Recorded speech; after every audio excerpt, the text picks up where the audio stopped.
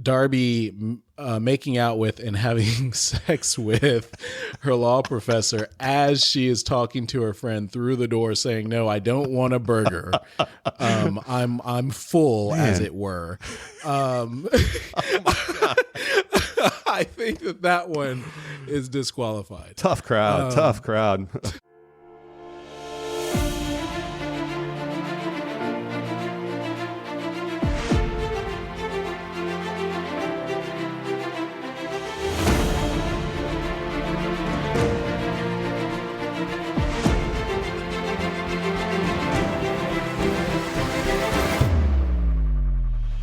Today's Movie Verdicts episode of Lone Star Lawyers on the Varsity Podcast Network is brought to you by Varsity Search. Varsity Search builds great teams by connecting lawyers in Texas with career opportunities at small and boutique law firms. And not like firms like White and Blazevich. So if you are thinking of making a move or your law firm is looking to hire, please go to varsitysearch.com and book a time to visit right into my calendar. Varsity Search, building great teams. All right, I'm so excited to be back with you after a week off last week when we didn't have or earlier this week when we didn't have a Monday Mentors episode. And so wanted to be able to still bring you something this week. And so it worked out well timing wise to bring you this Movie Verdicts episode. So thanks so much for your grace and giving me a week off last week or for you this Monday. But I'm glad to be back and here with my good friend Robert Callahan to bring you this Movie Verdicts episode. So with that, let's hop right in. And then there's this girl with her bird brief, for which you can still get no confirmation. She is also cut off contact. Cutting off contact with you is reaching epidemic proportions. It's time for the Pelican brief. From the best-selling thriller by John Grisham, author of The Firm and The Client. From Alan J. Pakula, director of All the President's Men and Presumed Innocent. Julia Roberts, Denzel Washington. The Supreme Court of the United States, our ultimate symbol of law and order. But in a single night, 2 of its justices will be brutally assassinated. 1,000 miles away in New Orleans, a lone law student has pieced together who did the killings and why, and created a document that has become known in the corridors of power as the Pelican Brief. Now, she has become a target, and the only person she can trust is an investigative journalist. Everyone I've told about the brief is dead. If this thing reaches as deep and goes as high as we think it does, these men will do anything not to be exposed. Julia Roberts, Denzel Washington, the Pelican Brief. You are not alone.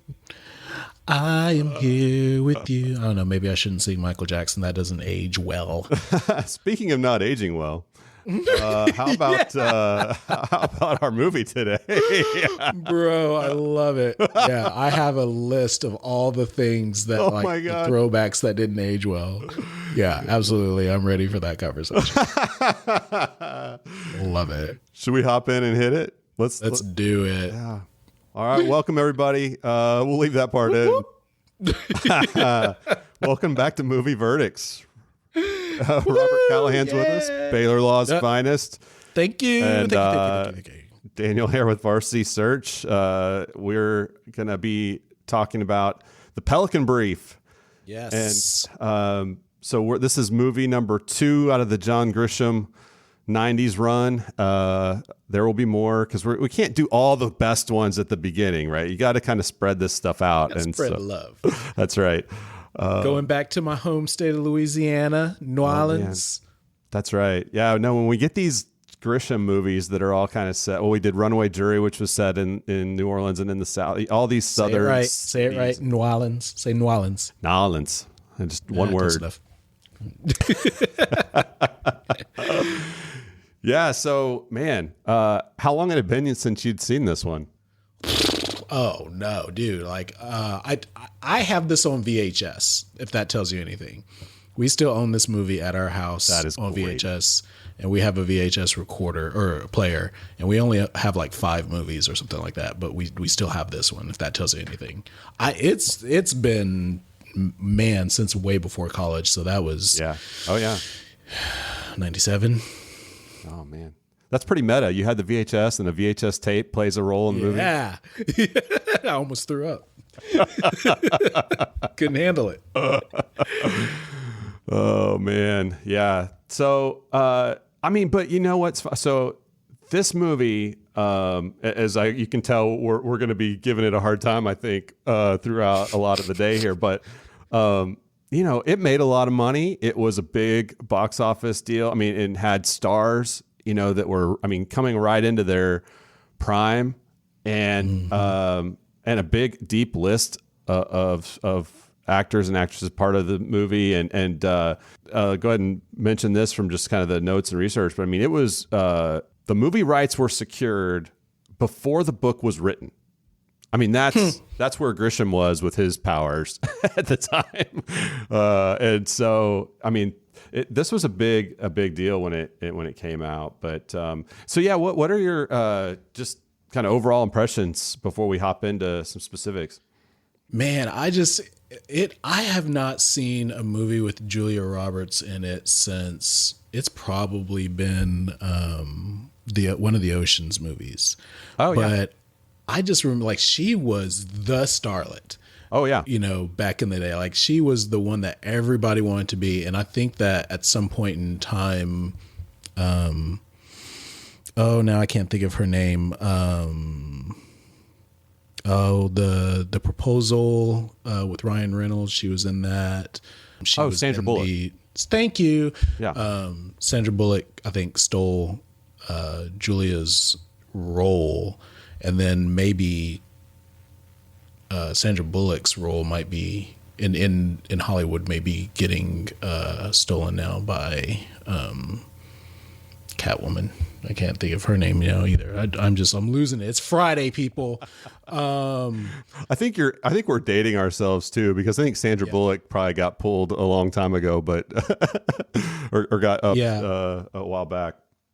But I know what you mean though, because this was like definitely, I mean, Julia Roberts comes along with Pretty Woman in like the late 80s, like 88, 89, and then she's off to the races and does like 4, 5, 6 big movies in a row, and she does a couple of those romantic comedies that everybody likes too. And so yeah, this was right in the middle of her ascension for sure. And then you mentioned the Ocean's movies, Anne Hathaway, critical part. Oh yeah, Anne Hathaway. Yeah, there's some similarities there in types of roles for sure.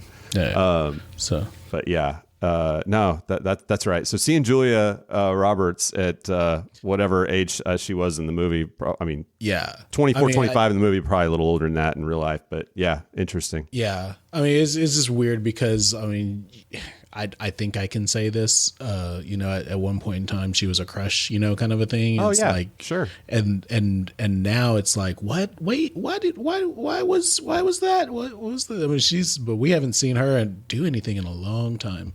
Yeah. Well, I think she was like this for us. She was like at the right, she was at that age that was sort of like younger than our parents, but maybe like 10 or 12 years older than us. So like, when we're kids and we're like 8, 10, 12, and she's like 18, 23, whatever, like it's just at that right spot for like our age group, probably. I think that makes sense to me. Yeah. Yeah. But yeah, it's just nuts. And then Denzel looks like he's 5 years older. He's wearing his dad's suit in that. Yeah. It's all baggy. I mean, I'm sure that's like, I'm a poor journalist. I can't afford a suit except like what, dad gave me or what's off the rack at, whatever. And so part of the character, but still I was laughing at that. Like, is he in there somewhere in that suit? I don't know what's going on. Hilarious. Oh, but he's great. I mean, he looks great. All the stuff. So no, and I think the cast. I mean, since we're starting there. I mean, so Denzel and Julia. I mean, over the last 25 years, it's hard to like do male and female lead actors, actresses that are at a at their peak, a higher level of stardom than those two, and that's just like 1-2 punch. And this is sort of like at the beginning stages of them hitting the kind of their super primes. So that was pretty cool. And then just sort of this hodgepodge of cast members that you're like, I know that person, I know that one, I know that one, that guy, all that guys. I mean, Sam Shepard passed away just a couple years ago, I think. That played Professor Callahan, who was the love interest for Julia Roberts' character in this, and which, by the way, don't think that I didn't notice that you like shadily snuck in another movie with a kind of sordid character with the last name Callahan, both of whom were law professors. Legally Blonde, and then this guy. Yeah, what's totally up with that? caught that. Yeah, what is up with that, Dan? I don't know. Hair. So we have to find a movie now that, if you're listening, find Good a luck movie with for that. me that we can do that has a Dan in luck. it. That we can. That's an easier one.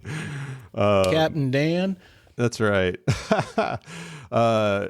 John Hurd, Home Alone dad, playing the FBI guy, the friend who, I mean, like half the people die in this movie, so don't make it all that long. The guy, Tony Goldwyn, who plays the chief of staff, I think I only knew him from Ghost before this. He's like a great bad guy. Oh, yeah. He was the bad guy in Ghost that turns on Patrick Swayze. He's like the friend. And so he's kind of he plays he's like playing the same role here, basically, just in a different setting. So he does a good job with that. John Lithgow, yes, billion things, but he looks young in this. I mean, now he's playing in the Crown. He plays Winston Churchill in the Crown. He's like 80 years old now, but he does a good job with that. So he was the lead vampire in Lost Boys. That's my favorite role of his. Yeah. And then Harry and the Hendersons. Come on, if you're an 80s kid. Like, oh, yeah. So, and then like there's some other people like have come along later. So you had like the guy that played the terrorist assassin, Stanley Tucci is that his name? Was in Captain America, was in the Hunger Games. He's had bigger roles of late that people probably know him from more now. And Cynthia Nixon, who's Miranda on Sex and the City, and she played the friend in this. And one of my favorites is William Atherton, who plays the CIA guy, but he's the reporter on Die Hard. He plays Ghostbusters. He's the like bureaucratic pencil neck guy in Ghostbusters. Please, officer. I'm Peter Venkman. I think there's just been a slight misunderstanding, and I want to cooperate in any way that I can. Forget it, Venkman. You had your chance to cooperate, but you thought it'd be more fun to insult me. Well, now it is my turn, wise ass. And he's in Real Genius. All these 80s that's movies. My favorite role of his. Which one, Real Genius? Or Ghostbusters? Yeah, the hammer a 6-inch spike comment in Real Genius. Go back and watch that one. Real Genius is so great, and William Atherton is fantastic in all those. So it's great to see him. And then we had a repeat from we've had now a 3-time participant on the podcast, Stanley Anderson, who was the CEO in the Runaway Jury. The firearms CEO. He was the Archbishop Rushman who gets killed at the very beginning of Primal Fear. And now he's playing the one of the CIA guys or one of the assassins or whatever for the law firm or the and he's the one that keeps giving assignments to the terrorist under the door. So Stanley Anderson making a 3-time appearance on the show. Oh, man. By the way, I just want to clarify that our law firm does not have an assassin on retainer. on payroll. Yeah. Although I have been accused of being an assassin in court, but no, like we don't just keep those people on the side. Right. It's a little I don't unusual. even know how you apply for that kind of position either. Just put it on Indeed. So made in 93, like I said, did well at the box office, made $180 million on a $45 million budget. So did well. Again, it wasn't all that well received. It's sort of mediocre, lukewarm reception from like critics and audiences. So like 6.6 on IMDb, 61 and 53 on Rotten Tomatoes. It's not on any of the couple of those like best lawyer movie lists that we've used before, and some of those. So it doesn't come into today expecting to be rated super high. Yeah, so that, and then the director I did want to mention because there's some similarities to All the President's Men. If people have seen that from the 70s, the Robert Redford and Dustin Hoffman movie based on the book. And the same person that directed All the President's Men, and also was a producer on To Kill a Mockingbird. So he's an accomplished guy. Also wrote the screenplay for this. So writer, director, producer, so accomplished guy. Alan Pakula, Pakula, Pakula. Anyway, so he wrote the screenplay for this. But yeah, so what are a couple of just either themes or overarching thoughts or ideas that you found throughout this movie that are worth talking about up front here? Yeah, so permission to address the court. I think that what is a constant thread throughout is this idea of when do we afford, I guess what it really comes down to is equal protection under the law. When do who do we value and when do we afford the protections to them? And so like in the lawsuit, this was kind of set up pretty early in the movie. I think we're 10 minutes in or less. We're still learning the characters.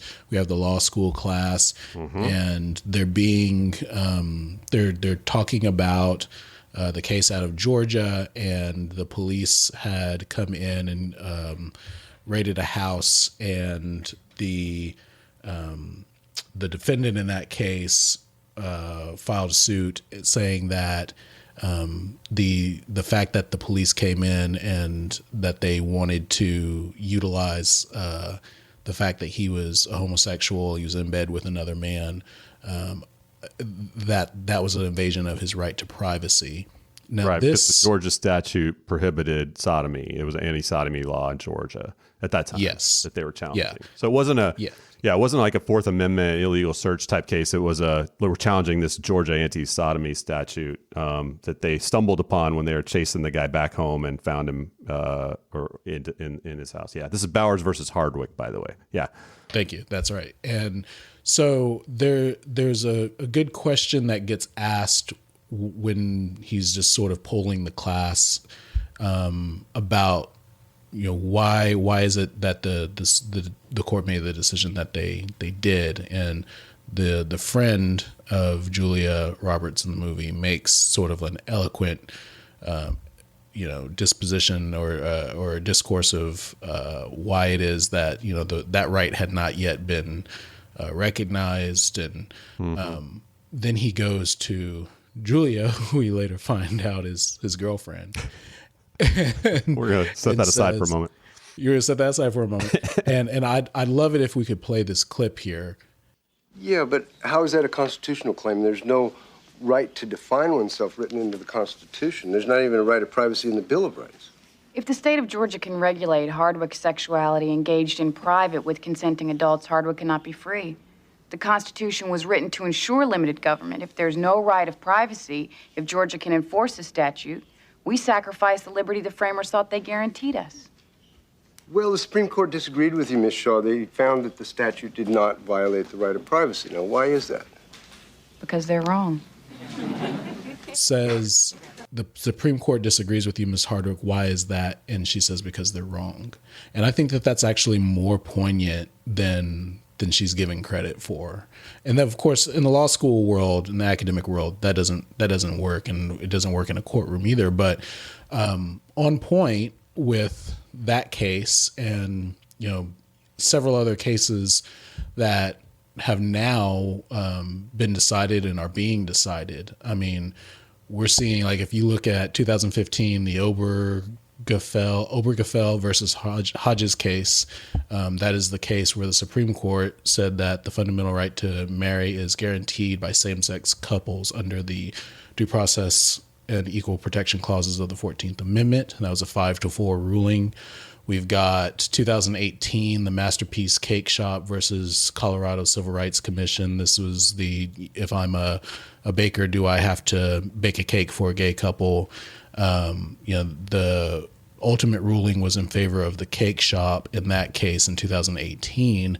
But now that same similar fact pattern is being revisited this year because the Denver court found that same cake shop, found against that same cake shop in a new suit where the issue was that the cake to be baked was a gender reveal cake kind of a thing where it's like, white on the outside, pink in the middle or something like that. Mm-hmm.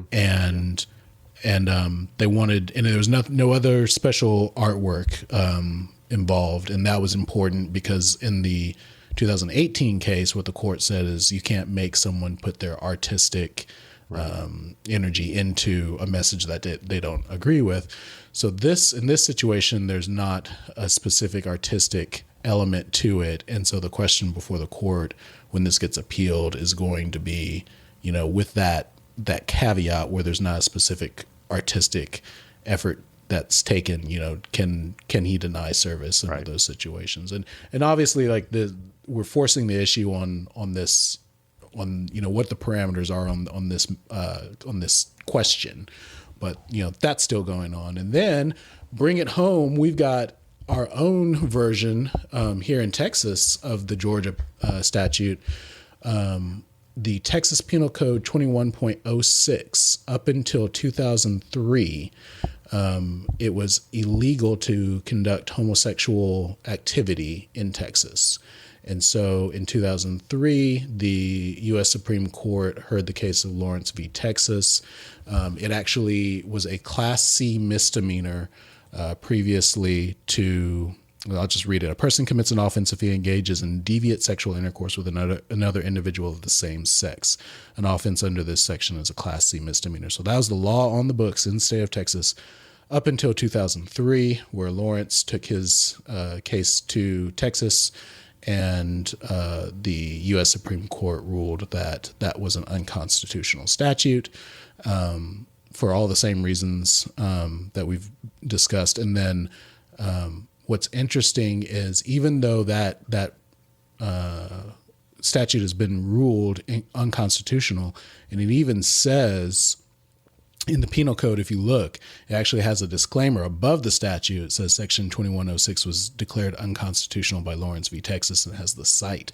But they have not removed it from the penal code, which I find is that normal? Very interesting. No, it is not. Once a statute is, once a criminal statute is struck down, they remove it. It's not a crime. Yeah, well, that's what I would have thought. I'm surprised that it's still in there and it still has that note. Are there any other penal code provisions that have something similar, like a case overruling it note like that? Not to my knowledge. That is so weird. The code of criminal procedure will do that, but not the penal code. And I can't help but think that it's some, political sort of grandstanding and saying, we like every time. This is still how we feel about it, but this is how we still feel about it. The South shall rise again, that kind of a thing. Yeah. But there you go. But I think you're right to bring up Darby's response to that class, which, by the way, I enjoyed that first little 2 minutes of this of the bouncing around and the asking of the different students to chime in. I thought that was pretty good. I thought he was doing a pretty good job as a law professor for that little piece. Asterisk. Yeah. Oh, we set that aside. We were setting that aside. No, but and I tell when I teach sports law, and we cover cases and a couple of the cases that we talk about. I'll bring this up specifically, this idea, but like the case the Bowers versus Hardwick case, Supreme Court case that went in the favor of the state there, was a 5-4 decision. And so like what I tell my students is, okay, for the, assuming that's still the law, then for purposes of what's the law, then there's a right and a wrong answer. This is the law. That's not the law. But if you happen to come down on the side of the 4 justices that lost, these are 4 esteemed, accomplished, smart lawyers who agree with you and who are on the highest court of the land with lifetime tenure. Like, you're not an idiot for feeling like the 4, or for feeling like because you have the wrong answer that it's wrong. It's not necessarily wrong. It's just you have to wait till 2003 until it's right. Right. Yeah. Because now it goes 6-3, and just the liberal court plus O'Connor, I think, and one other goes into make it the 6 to go 6-3 in Lawrence v. Texas to directly overrule that conservative ruling from 1986. So, like, because I don't want them, like, I want to make sure they just, like, don't get discouraged if you have a different viewpoint on where the law comes out, because in a lot of these courts of appeals cases, because a lot of the cases in sports law are dealt with by the courts of appeals because they don't all go to the Supreme Court. But there's quite a few, like 2-1s and in the 3-judge panel, or if it goes on bonk, it's big, whatever. So like, look, very smart, well-intentioned, well-reasoned people can disagree on a lot of these cases. They get to these levels of decision-making because they're hard. They're not obvious, and we haven't totally fleshed out the law in some of these areas, and so not everyone's always sure. Like, we do the best we can.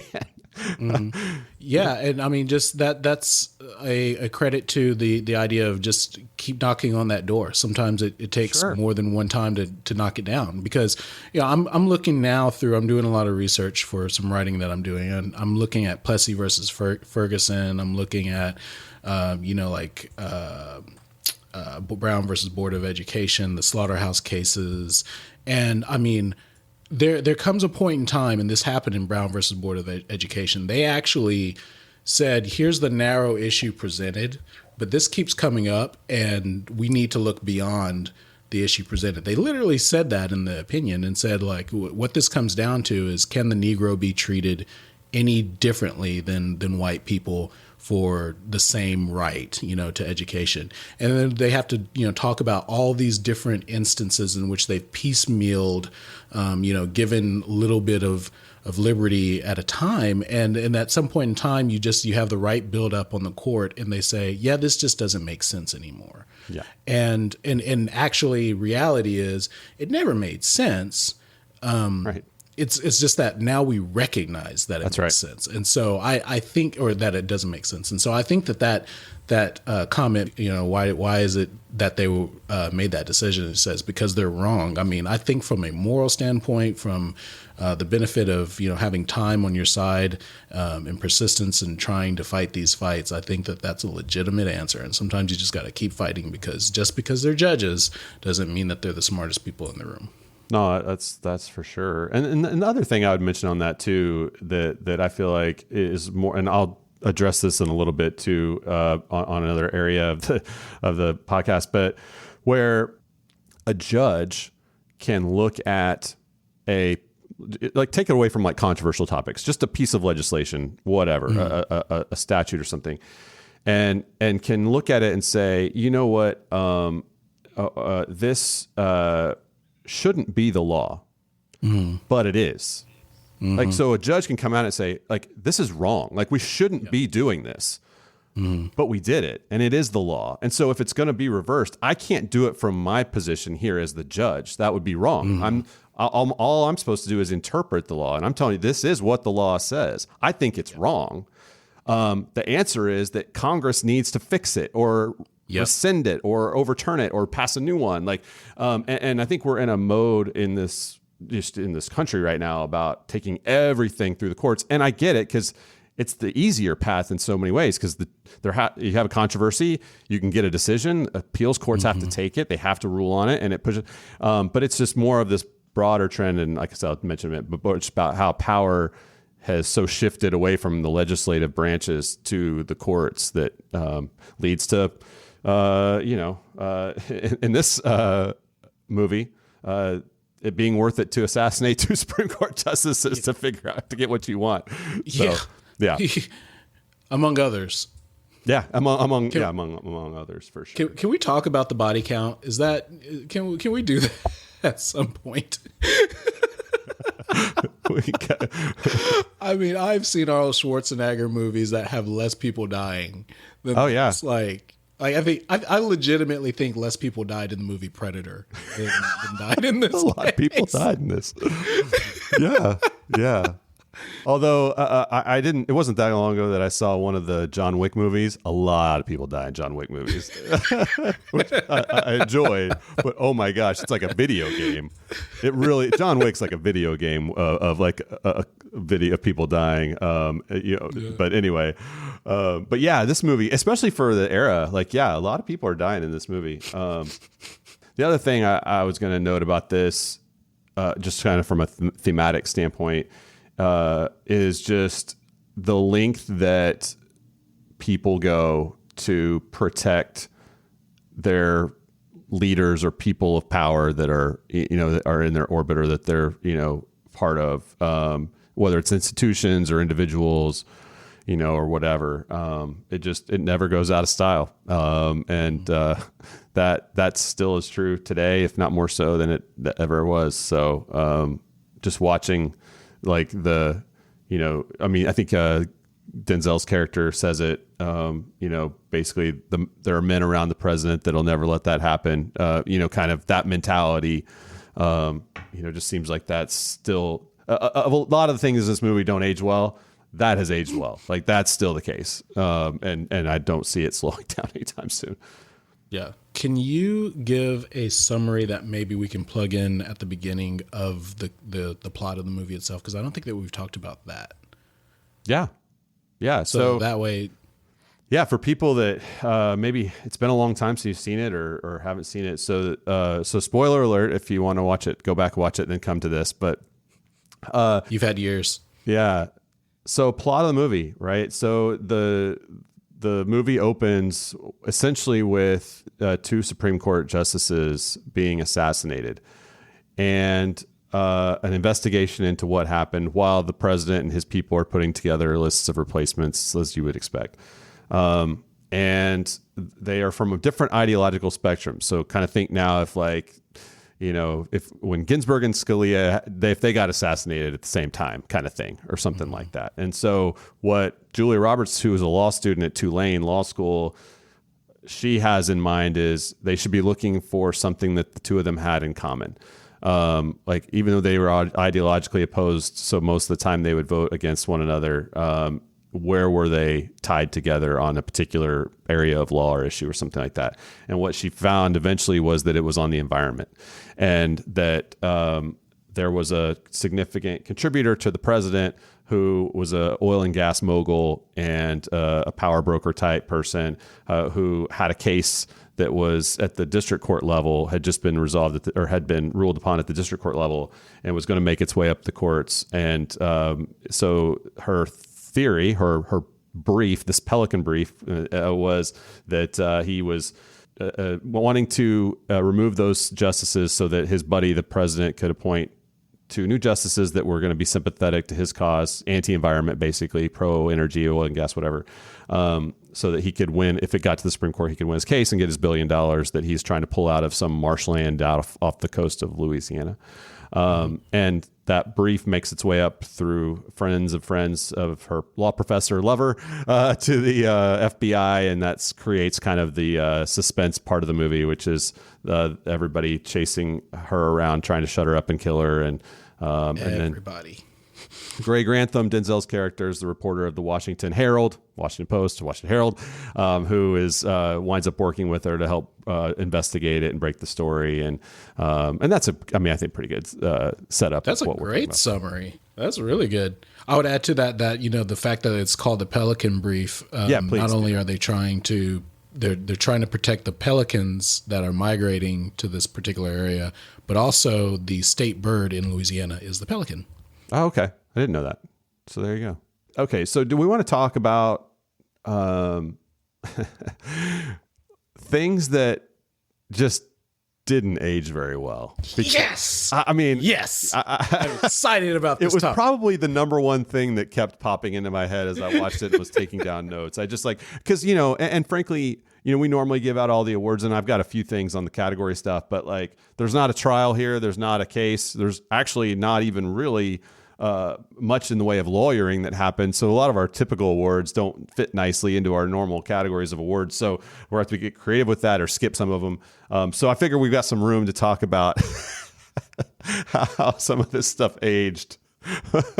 Yeah, but I propose that we go back and forth. Like okay. you give one, then I give one, and we just try to top each other. Okay, sounds good. Well, I'll just start by saying, just in general, that so much of what causes the suspense situations in this movie could never ever happen today. So much of it is based on you don't know who anybody is or what they look like.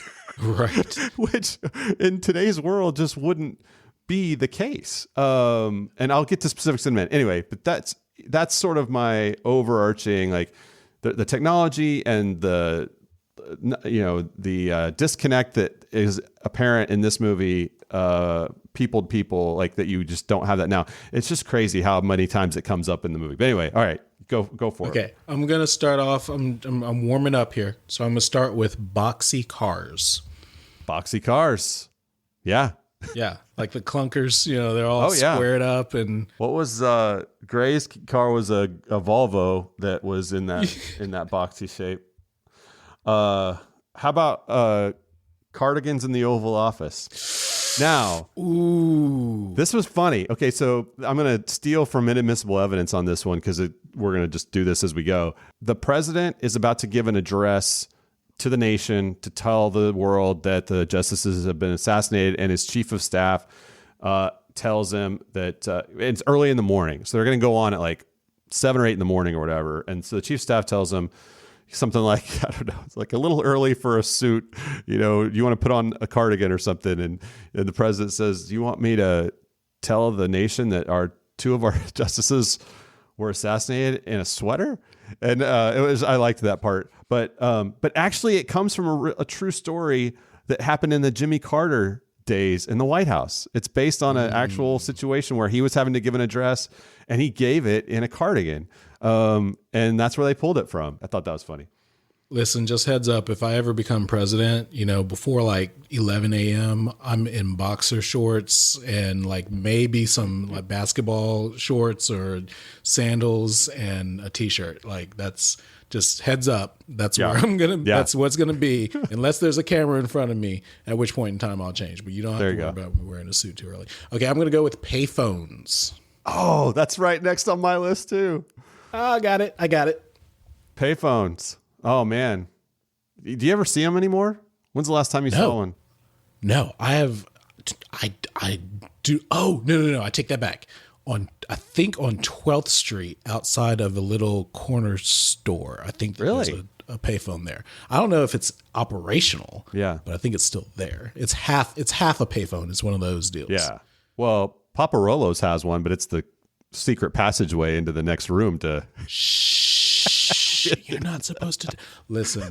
I have you ever like gotten just turned around in there? I had maybe just a little bit too much to drink one time. I know it's supposed to be like, really like clear if you like really are paying attention, like but man, I could not get out of the bar one time and people were just looking and I was trying to play it off. And anyway, oh man, for those that are in Waco, Texas, we have a beloved. Yeah, try we to make it out alive. No, I really like Paparolo's pizza, so it's all good. All right. Oh, well, same scene, right? The payphone call is to Gray Grantham on his car phone. Yeah. Oh, the car phone. The car. This is pre-cell phone. So bad. And I mean, he had the whole thing, like the numbers were in that like clear plasticky thing on the outside. My grandfather, he was in the oil and gas business, was always out on the road visiting wells in rural Oklahoma, and he was the first person I knew to have like the bag phone. Like it was in your car. It was like a bag, like the phone hung up in or whatever. But yeah, seeing that phone that Denzel's on there. So they're on the pay phone to the car phone. That was great. Yeah, I'm gonna go with taxis. Oh man, taxis. Now, okay, I'm sure you saw this, but I'm curious to get your thoughts on this. So the dude gets in the taxi, takes off. Denzel's following him, hails the taxi. Yeah. The taxi stops for him and then takes off before he lets him get in. Yeah. What we got there? What's going on? I wonder why. I don't know why that happened. I don't know. I mean, that's weird. Well, yeah. It's like there was something different about his appearance. Yeah. Happened to have this is he had the sweats and the hoodie on too, Yeah. right? Yeah. No, I will say that he looked a little bit like the Unabomber, but yeah, man. So yeah, that was, I mean, definitely noticed that. But yeah, taxi cabs for sure. This was one. This is probably still aging okay. You can tell me if this is wrong, but when Darby goes to get a copy of some type of case files from like some records office, it's public record, right? And the lady goes, semi-public. We have that? What is semi-public? Semi-public record.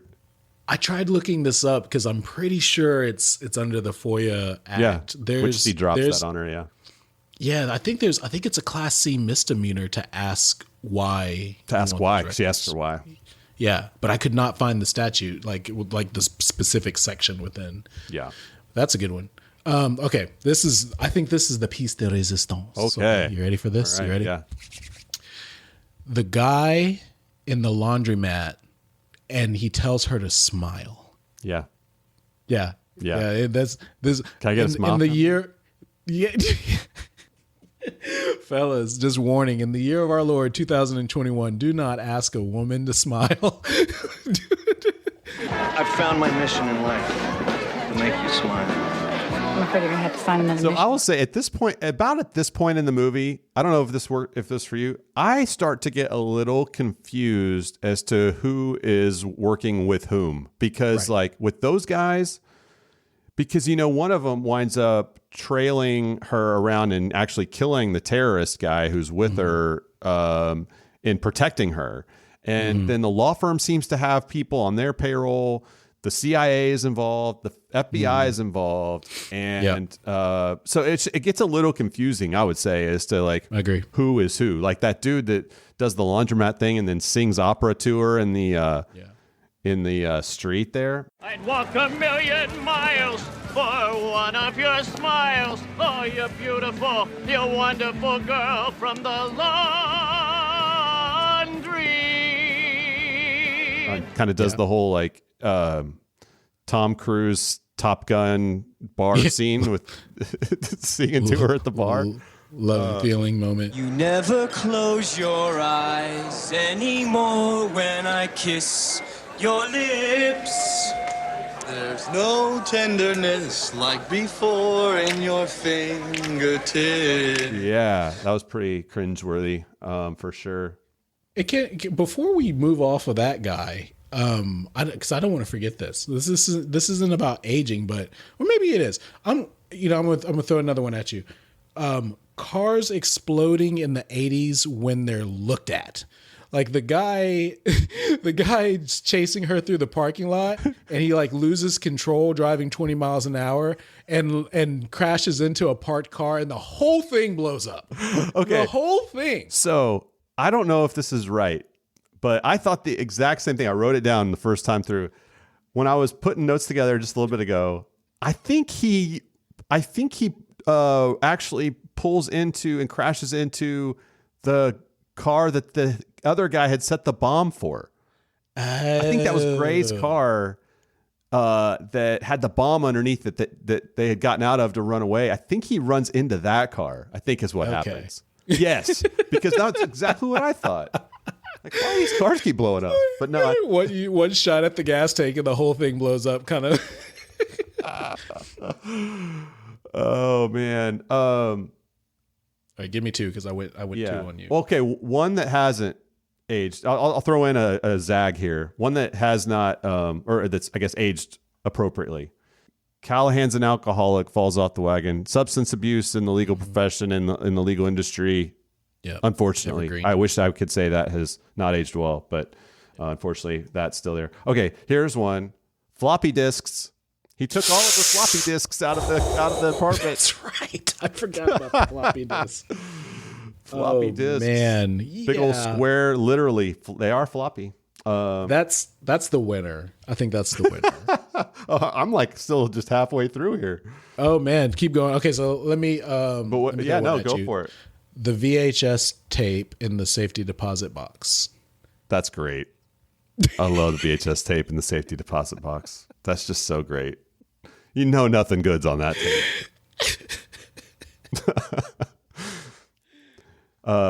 And man, that, how relieved must that wife have been? She finds that key to the safe deposit box at the bank they've never used before. She's got the worst case scenario playing out in her mind. Yeah. Like some other woman or some other life the guy led or whatever else. And he's a dude that's a stand-up guy. And man, what a relief.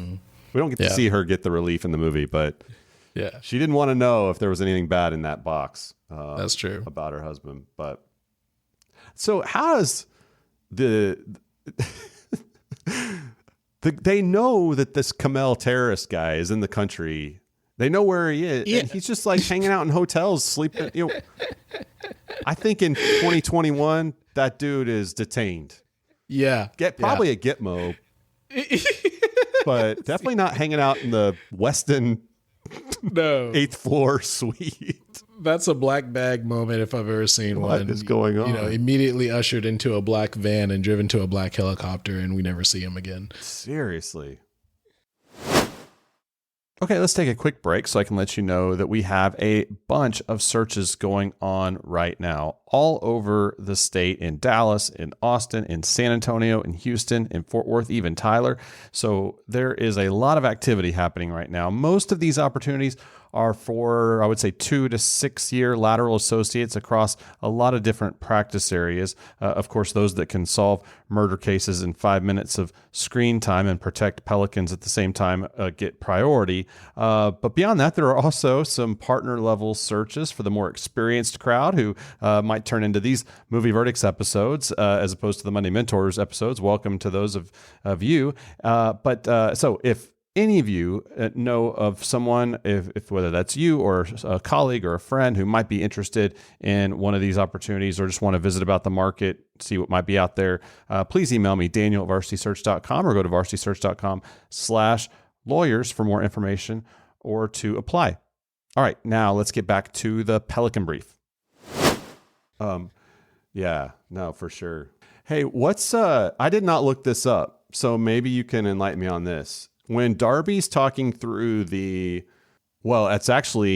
Gray is playing the tape the next morning or later that night of her, telling the story about the brief, kind of what's in the brief.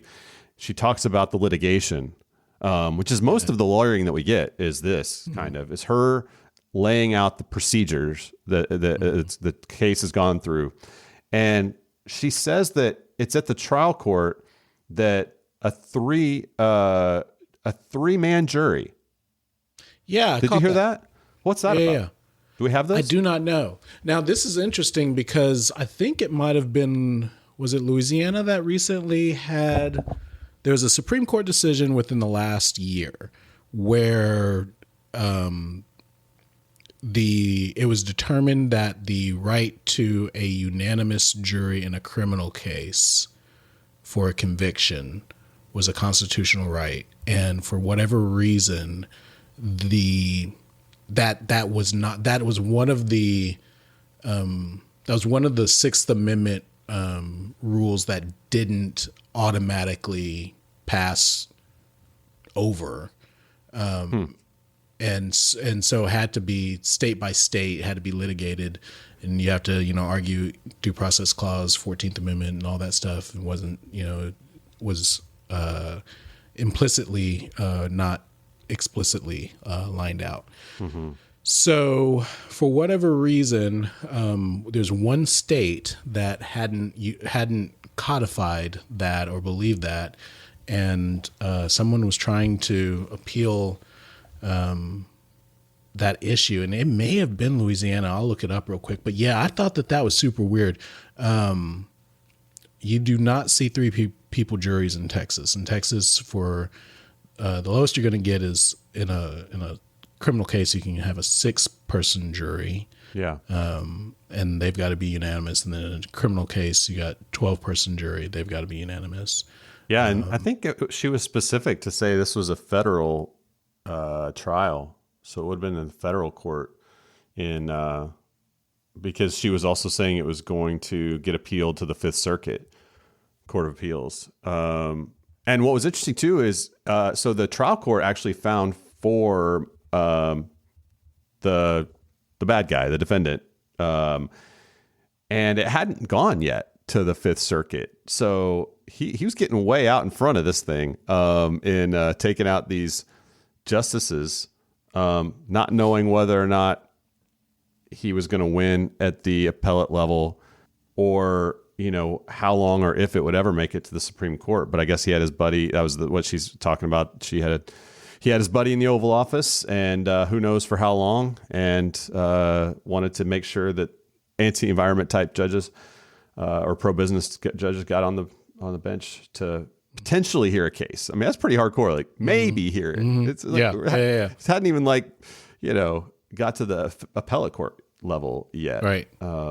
Right. Anyway. Like we might settle. No, we got to take these judges out. that's what's so crazy. Yeah. No, and then well, I was just going to say, let me put the spotlight back on criminal law for a moment because I like attention. I'm an 8. Do it. And it's Ramos versus Louisiana. This was argued 2019, decided in 2020. And the Supreme Court of the United States, so 48 states and the federal courts all require a unanimous verdict. But in 2 states, Louisiana and Oregon, you can have a 10-2 verdict and still get a conviction. And so in this situation, this guy Ramos was convicted 10-2, and instead of a mistrial that he would have gotten anywhere else, he was sentenced to life without parole. Wow. And so he contested the conviction, saying that non-unanimous jury is unconstitutional, denial of the Sixth Amendment right to a jury trial. And somewhere a prosecutor in Louisiana said, no, beyond a reasonable doubt, 10-2, that's okay.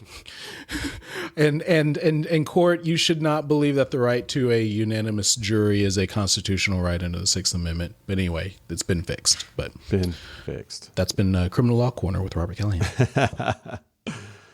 So the last one I'll mention is the specific example of the general statement I made at the beginning of this little segment, which is, so Darby is now going to meet up with the John Hurd character, who's the FBI friend of Thomas Callahan, who she's never met but knows is a good dude, or at least it's pretty sure he's a good dude, and also knows has the brief, because that's how it got up to the federal government, is through her law professor love interest to his friend, the FBI guy. And so and she's going to meet now. The Callahan's dead. The car bomb exploded him. We lost another guy there. And then she's going to meet him, the FBI guy, and do it out in public. And there's a whole conversation about, how tall are you? How much do you weigh? Wear this, wear a red hat or whatever, to meet out in public. And it's just so funny to think, like, in 2021, like you just can send me a picture or like or look at you on Facebook or LinkedIn or something. Instagram. Maybe an FBI guy maybe wouldn't have a public profile, so maybe it'd be a little harder, but like she certainly would. She's a 24-year-old law student who's like Julia Roberts looks and stuff like that. She's going to have some pictures out there and social. And so like that's the other thing, she's going to be unable to hide from anybody anywhere. So just that whole thing. Because then they meet and she's now holding hands with this terrorist dude, assassin dude, walking through the park. It was super weird. That is an unnecessary detail. Like, you do not need to hold hands with this stranger in order to sell this idea. You just don't. No. And then he gets knocked off by, I guess, the CIA guy that's kind of following them and protecting her a little bit. So and so at that point, I think our body count is already, so we've lost two justices. two justices, the primary lawyer on the original case that had the suicide. The suicide, which we learned about later, but happened earlier, right? Yeah. We've got Callahan's dead. Yeah. We got the FBI guy that was assassinated by the assassin. Yep. And then the assassin dies. That's 6. So that's 6. And then we got eventually Curtis Morgan at the law firm. So that's 7. 7. Plus the guy that drives into the car blows up. That's 8. That's right. I assume he died. I guess we don't know. I'm not dead yet. I'm still alive, only I'm very badly burned. Yeah. For not like a shoot 'em up movie, 8's a pretty hefty body count. Yes.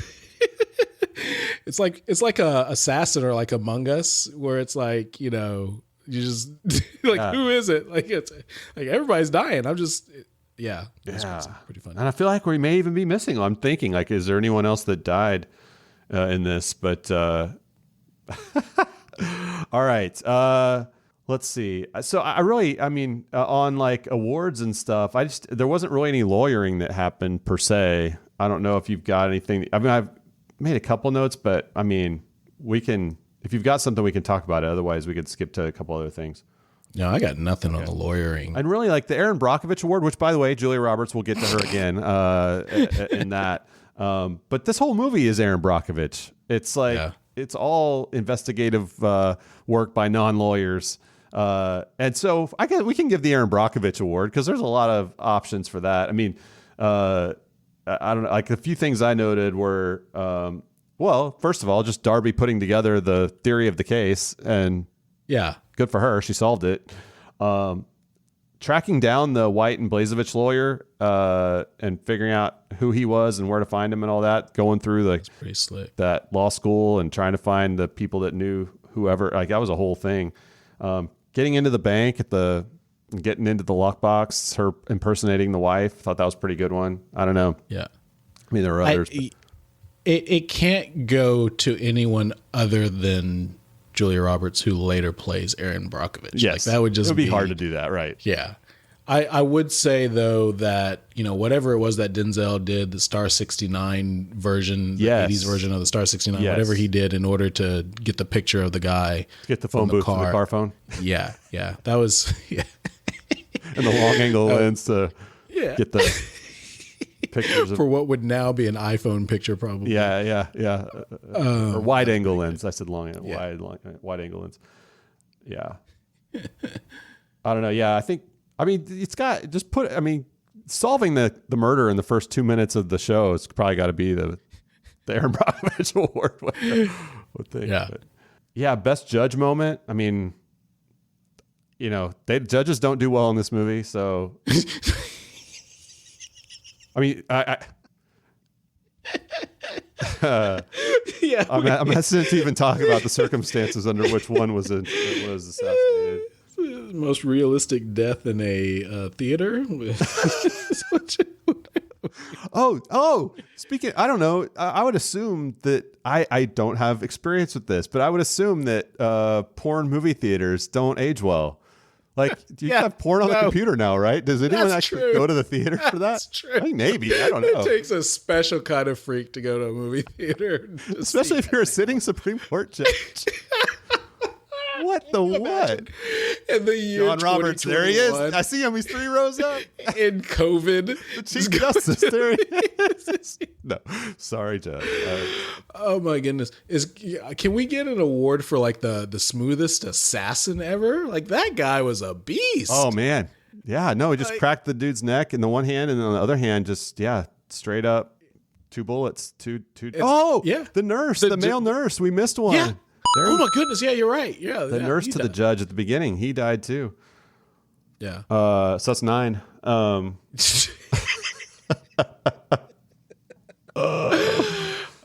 yeah. Oh my goodness. Yeah, and the fact that the dude was like, you know, ready to, when he assassinated the first judge, he's like in a jogging suit or jogging outfit, and he puts the headphones on and just takes off naturally down the street. You know, that was so creepy. That dude was totally creepy. I felt like he could have hung out there for a little while longer. I mean, he puts on that weird like operatic type music, and it's just the whole thing with that guy is creepy for sure. Let's run our tests. Yes. Okay, we got the Bechdel test and the Callagher test. So first we got the Bechdel test. And so all that's necessary for a movie to pass the Bechdel test is you have to have a woman, essentially what it boils down to, you've got to have a woman talking to a woman about something other than a man. There you go. Okay, so what do you think? I have some nominees. I got one. Okay. I want to hear yours. So I've got Darby and Alice have two interactions that I'll put on the table. One is Alice stops by the apartment to ask Darby if she wants to go for a burger through the door. Yeah. Darby's making out with Callahan at the time and says, "No, thanks." Darby, it's Alice. Yeah? I'm going out for a burger. You want to come? No, thanks. It might do you good to get out. I'm fine, thanks. So that's one. That's a pretty weak one, but it's technically fits the description. See, this is the one where the law students could argue with me and it'd be fine. There was not a discussion about a man, not a verbal discussion. But then they sit together on the top of the laundry machines and she tells her what to do at the Callahan funeral to like give her an alibi kind of, or not an alibi, but like to give her whereabouts, like throw people off the scent. So she tells Alice, "Hey, tell everybody at the funeral I'm with my aunt in Denver." So and so they have a little back and forth conversation, and that's not about a dude. That's a legitimate conversation, I think. So there's that one, and then the other one is just Darby and the bank lady getting access to the lockbox. Or the safe deposit box. Those are the three that I had. What do you got? Okay, I'm gonna dissect those first. Okay, I think I got a better candidate. Okay. So working backwards. Okay, Darby and the lady at the bank. They're there. She's there because she wants to get into her quote husband's safe deposit box. Okay. So I think the conversation disqualifies? Yeah, because I mean the woman even asked like, "What's your husband's social security number?" You know, so I think that one's out. Okay, fair enough. I think under the spirit of the rule, Darby making out with and having sex with her law professor as she is talking to her friend through the door saying, "No, I don't want a burger. I'm full," as it were. I think that one is disqualified. Tough crowd. Moving the goalposts on me.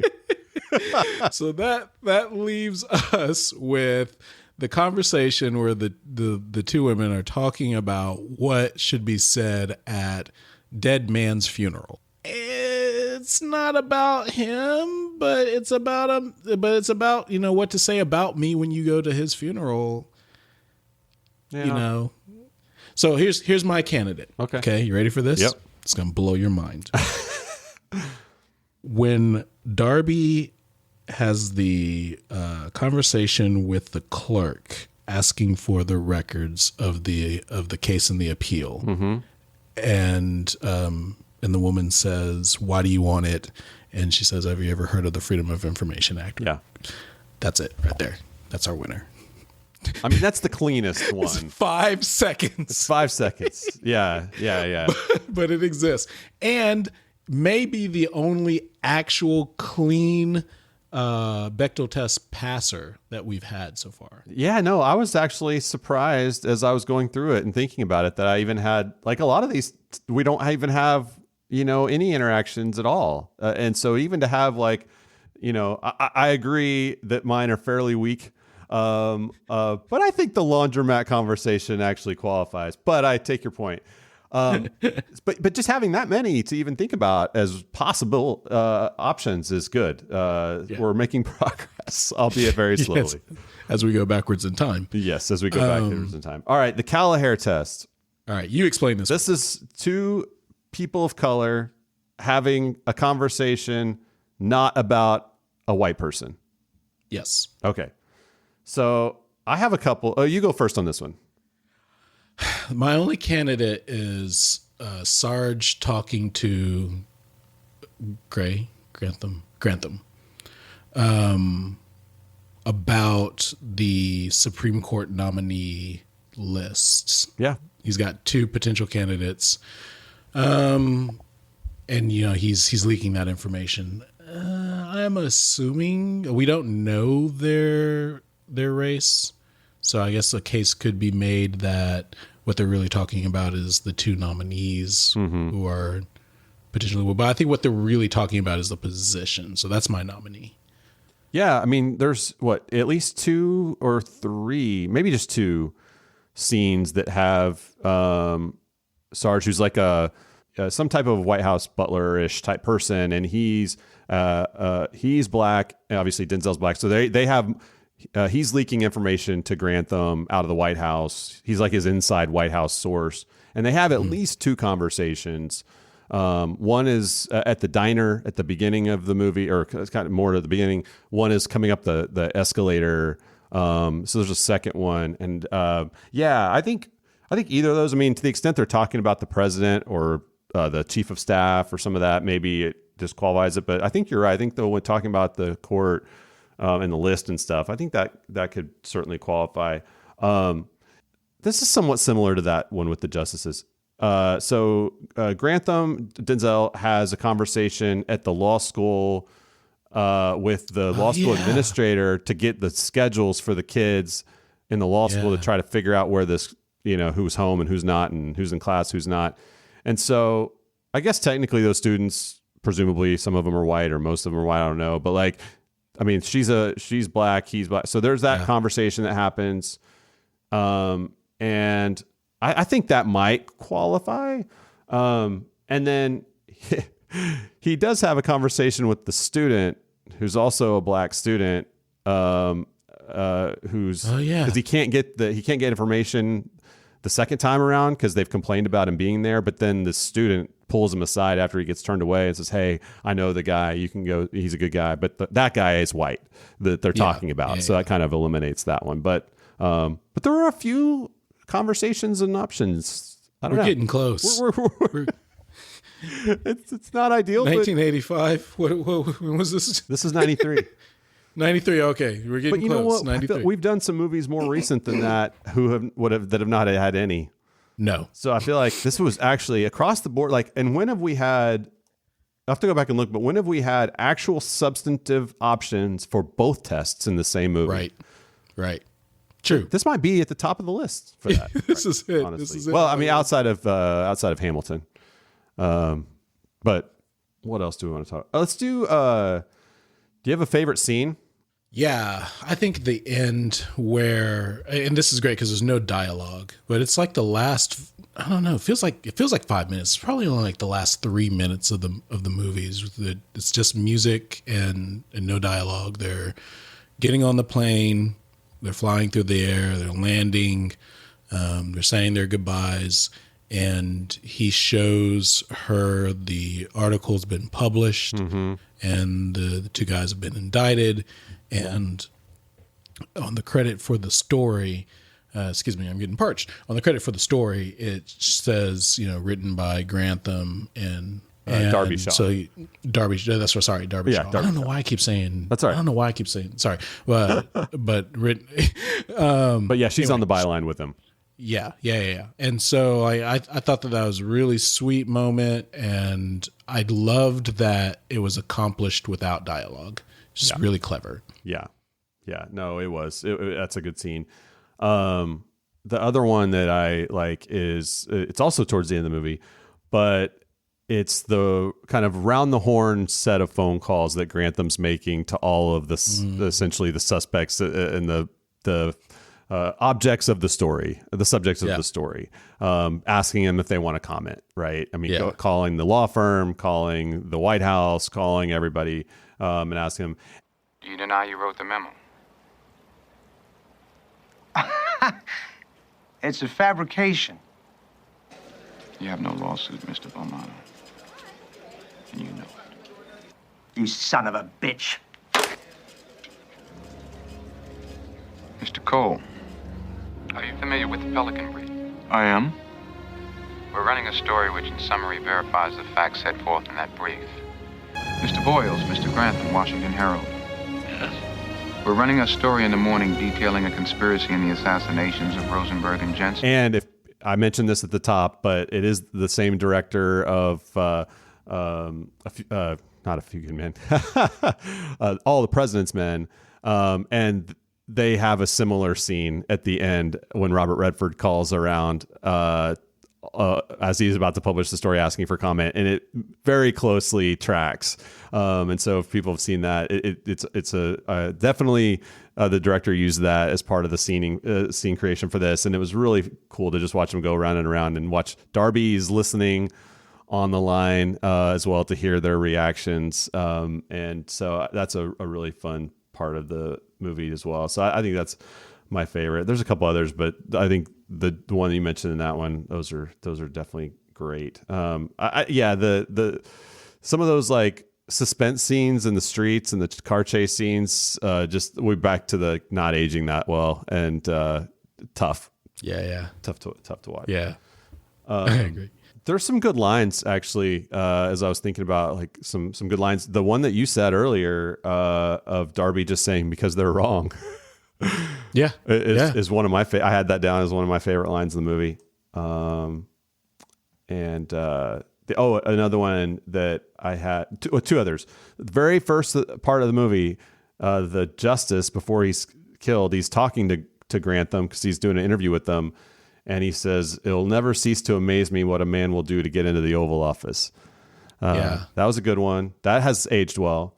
And then the other one is the editor for the paper, John Lithgow's character, when he's about to take Grantham off the story because it's kind of breaking down. He's running out of people. And the editor says... And then there's this girl with her bird brief, for which you still can get no confirmation, correct? Not yet. Yeah, she also has cut off contact. Cutting off contact with you is reaching epidemic proportions. They're still waiting for you upstairs. Right. Cutting off contact with you is reaching epidemic proportions. Everybody source that he had has sort of vanished and is not returning his calls. So I liked that line. Yeah, just the chain of like the alibis killing the alibis. Man, it's crazy. Yeah.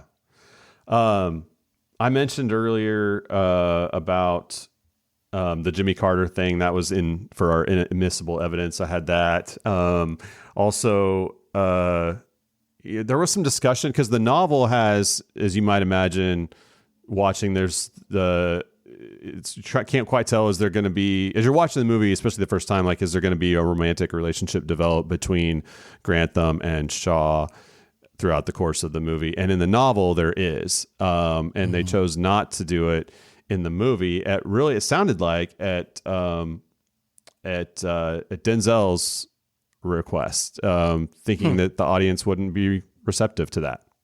Yeah. And so I don't know. Agree. So that was interesting. And then the law firm that they use for this, White and Blazevich, is supposedly a parody based on Kirkland and Ellis, which is a real law firm, Kirkland.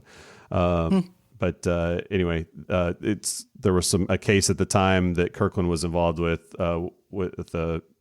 that sort of was an underlying inspiration for the case that they used for the movie. All fictional, but in the movie. But anyway, thought that was interesting. All right. Closing argument, Mr. Callahan. Thank you. May it please the court.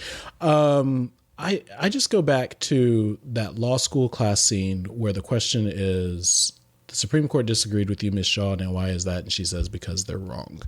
And I don't know about you, but when I went to law school to learn, quote, the law. I didn't really know what I was getting into, but I figured that all those books that you see on the barrister's shelves had the law in them, and that I was going to learn what was in those books. I was going to memorize it. I was going to study it, and then I was going to learn how to apply it. And what I quickly found out is that our case law being so evolutionary in nature, that jurisprudence is constantly changing.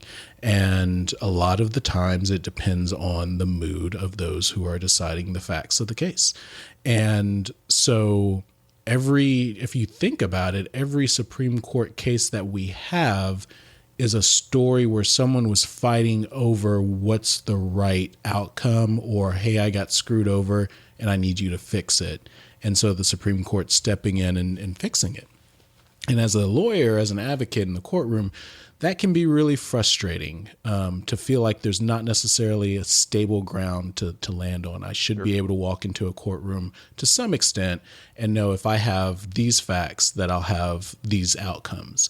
And what you learn is that the law is really about advocacy.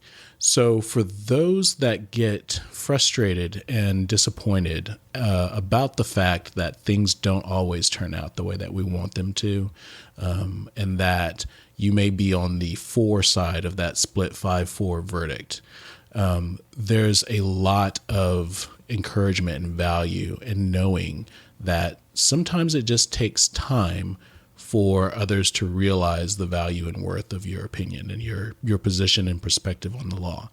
When we talk about Newton and we talk about discovering physical laws, scientific laws, the truth of the matter is those laws existed before it was pronounced by a man. Gravity existed before the apple fell from the tree. Mm-hmm.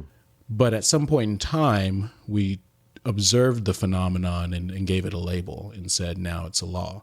Well, that's often true when it comes to our laws as well. And so I think the encouragement that I would give is that you may be a trailblazer. It may be the case for our young advocates that you're right, and you just have to keep kicking on that door until it kicks in. Well said. All right. Verdicts. Gavels. How are you feeling today? You feeling generous? No. Because ultimately, it's a very entertaining movie, but ultimately it's not really a legal movie. It's legal adjacent. It's legal adjacent. I agree. So, but, Denzel Washington is probably my favorite actor ever. I'm just glad we get to see him. And we've got, Philadelphia is on the list down the line for sure. I'm trying to think if there's any others for him, but that was certainly one of the reasons that I wanted to do this is to get him in. So absolutely. I'm going to give it a 88. Wow. See, I think you are feeling generous. Am I? Okay. Yeah. No, I think I'm going 80. 80 even. And I think that's maybe the lowest or one of the lower ones I've given, but I just it didn't age well. I thought the chase scenes are rough. And we didn't talk about this in the meat of the episode here, but it's a long movie.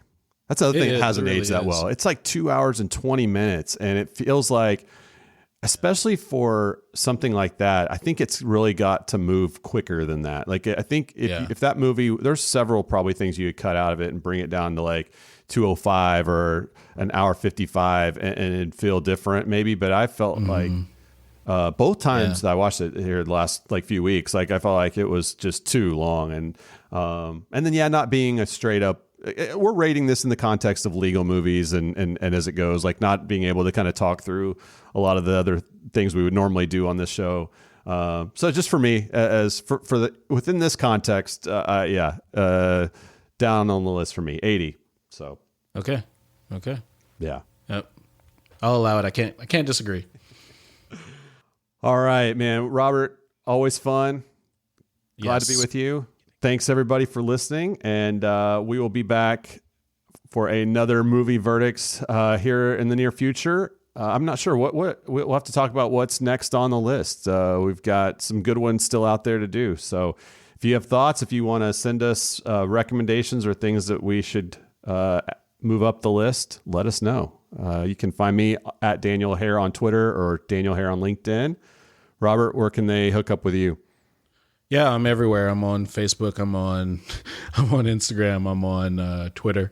You can find me as the Snarky Lawyer on Twitter. Getting a little more active on Twitter, I see these days. Yeah. I like it. I'm enjoying it. That's at R Callahan Waco, and then on Instagram it's at R _ Callahan, I believe. Some variation like that. So yeah. All right. We'll see y'all next time. Thanks for listening.